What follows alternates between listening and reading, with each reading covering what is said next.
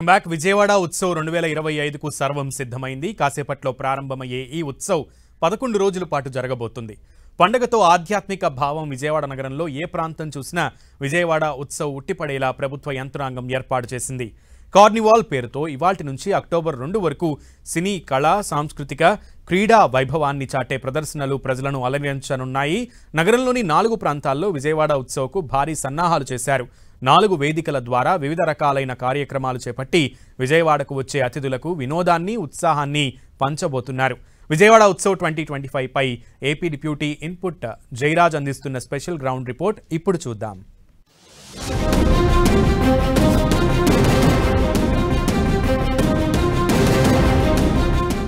బెజవాడకు 2 పండగలు వచ్చాయి.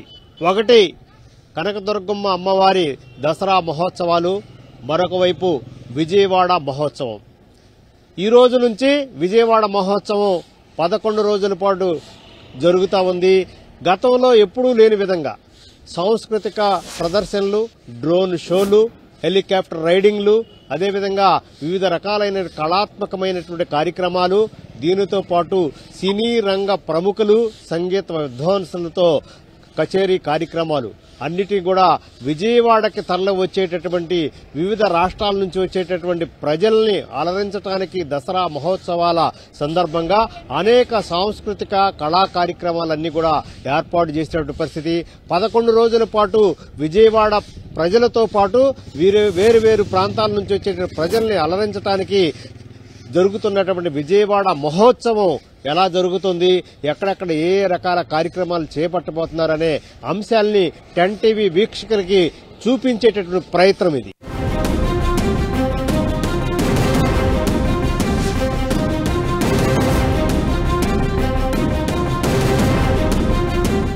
ఎంపీ చిన్ని గారు మన దగ్గర ఉన్నారు. సార్, ముందుగా విజయవాడకి ఇంత వైభవం తీసుకొస్తున్న మీకు 10 టీవీ తరపున అభినందన తెలియజేస్తూ ఏ విధంగా దీన్ని ఏర్పాట్లు చేస్తున్నారు, ఎవరెవరు పాల్గొన్నారు? ముందుగా మా విజయవాడ నగర వాసులకి, విజయవాడ ప్రజాప్రతినిధులకి అందరికీ కూడా ధన్యవాదాలు. ఎందుకంటే విజయవాడ ఉత్సవం రావాలి, మనం విజయవాడ ప్రతిష్ట దేశ విదేశాల్లో పెరగాలని ఈవెన్ మాకు విలేకరులు కూడా చాలా బాగా కోఆపరేట్ చేశారు. అందరికీ కూడా ధన్యవాదాలు. ఇవాళ విజయవాడ ఉత్సవం అంటే అమ్మవారిని రోజు 1,50,000 మంది భక్తులు దర్శించుకుంటారు. ఆ వచ్చిన భక్తులకి కొన్ని సాంస్కృతిక కార్యక్రమాలు జరిగే విధంగా, మనం మరిచిపోయిన ప్రాచీన కళలను గుర్తు చేసే విధంగా విజయవాడ నగర ప్రజల ఆతిథ్యం స్వీకరించి ఎక్కడెక్కడో ప్రాంతాల నుంచి ప్రజలు వస్తూ ఉంటారు. విజయవాడ వెళ్ళాను, చాలా బాగుంది విజయవాడ నగర ప్రజల యొక్క ఆతిథ్యం బాగుందనే విధంగా విజయవాడ ఉత్సవం ఉండబోతుంది. అందరూ కూడా పాల్గొంటారు. దాదాపు ఎక్కువ మంది దీనికి సంబంధించినటువంటి అందరూ అన్ని శాఖలు కూడా భాగస్వాములు అవుతున్నటువంటి పరిస్థితి ఉంది. దీనికి పూర్తి స్థాయి ఏర్పాట్లన్నీ కూడా పూర్తయినట్లు విజయవాడ ఎంపీ కేశినేని చిన్ని పేర్కొన్నారు.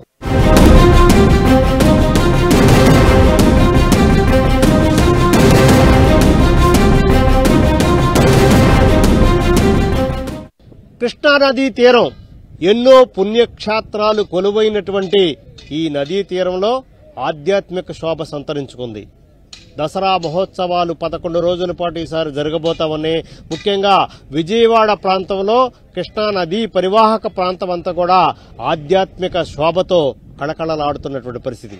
వేలాది మంది తరలివస్తున్న భక్తులతో, అమ్మవారి సంకీర్తనలతో అమ్మవారిని దర్శించుకునేటువంటి భక్తులు ఈ ప్రాంతం అంతా కూడా చాలా భక్తి ప్రవృత్తులతో వస్తున్నారు, అమ్మవారిని సందర్శించుకుంటున్నారు. ఆ కృష్ణానదీ తీరంలో వారు పుణ్యస్నానాలు ఆచరిస్తూ ఉన్నారు. ఈ కృష్ణానది పరివాహక ప్రాంతం అంతా కూడా ఈరోజు 11 రోజుల పాటు అమ్మవారి దర్శనాలతో, ఆధ్యాత్మిక శోభతో, ఆధ్యాత్మిక సంకీర్ణలతో, చాలా పుణ్య కార్యక్రమాలతో అలరించేటటువంటి పరిస్థితి ఉంది. ఇలాంటి కార్యక్రమానికి వేలాది మంది భక్తులు తరలి రాబోతున్నారు.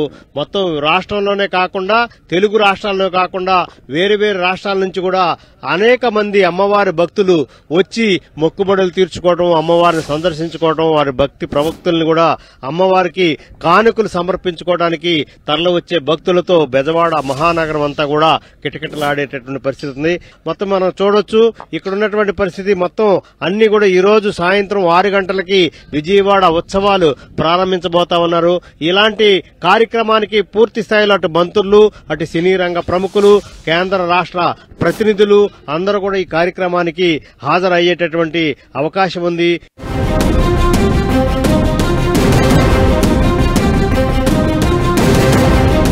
అనేక రకాలైనటువంటి కళల్లో ప్రావీణ్యం కలిగినటువంటి వ్యక్తుల యొక్క నృత్య ప్రదర్శనలన్నీ కూడా ఈ ప్రాంతం నుంచే తిలకించడానికి కావాల్సిన ఏర్పాట్లన్నీ కూడా జరుగుతూ ఉన్నాయి.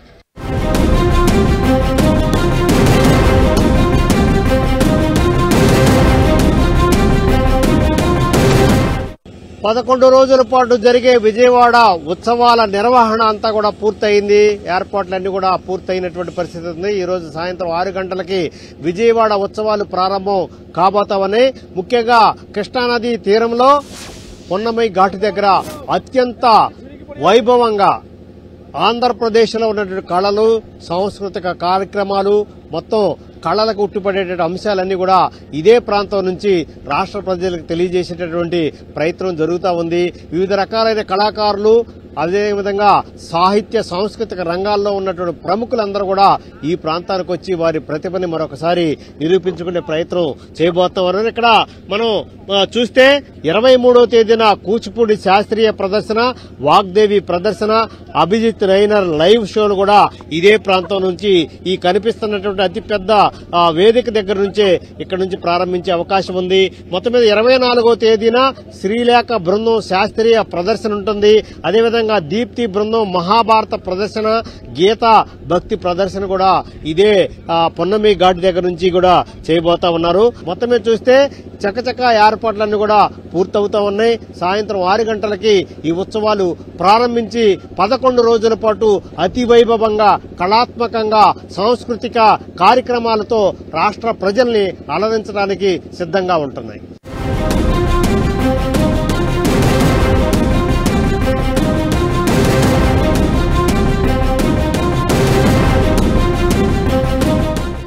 నవరాత్రి ఉత్సవాలు ఘనంగా జరగటంతో పాటు రాష్ట్ర నలుమూలల నుంచి వచ్చేటటువంటి భక్తులు, ఇతర రాష్ట్రాల నుంచి వచ్చేటటువంటి భక్తుల్ని 11 రోజుల పాటు అలరించడానికి రాష్ట్ర ప్రభుత్వం ప్రత్యేక కార్యక్రమాన్ని చేపట్టింది.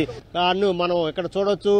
Welcome to Vijayawada Utsav 2025, 1 city 1 celebration అనేటటువంటి నినాదంతో భక్తుల్ని, అదేవిధంగా పర్యాటకుల్ని ఆకర్షించడానికి కావాల్సిన ఏర్పాట్లన్నీ కూడా పొన్నమై ఘాటు దగ్గర చేశారు. మొత్తం మీద అమ్మవారు 11 అలంకారాలను కూడా ఇక్కడ ప్రతిష్ఠించారు. మొత్తం మీద చూస్తే 11 రోజుల పాటు జరిగేటటువంటి విజయవాడ ఉత్సవాలు అత్యంత ఘనంగా జరగడానికి ఏర్పాట్లన్నీ కూడా పూర్తయినటువంటి పరిస్థితి ఉంది. ఈ రోజు సాయంత్రం మాజీ ఉపరాష్ట్రపతి వెంకయ్యనాయుడు, రాష్ట్ర మంత్రి లోకేష్, పలువురు ప్రముఖులు, కేంద్ర రాష్ట్ర మంత్రులు, అదేవిధంగా వివిధ రంగాల్లో ఉన్న ప్రముఖుల సమక్షంలో విజయవాడ ఉత్సవాలను ప్రారంభించబోతున్నారు. ఇది మొత్తం మీద విజయవాడ ఉత్సవం చేసినటువంటి ఏర్పాట్లు. కెమెరామెన్ నాగరాజుతో జయరాజ్, 10 టీవీ, విజయవాడ.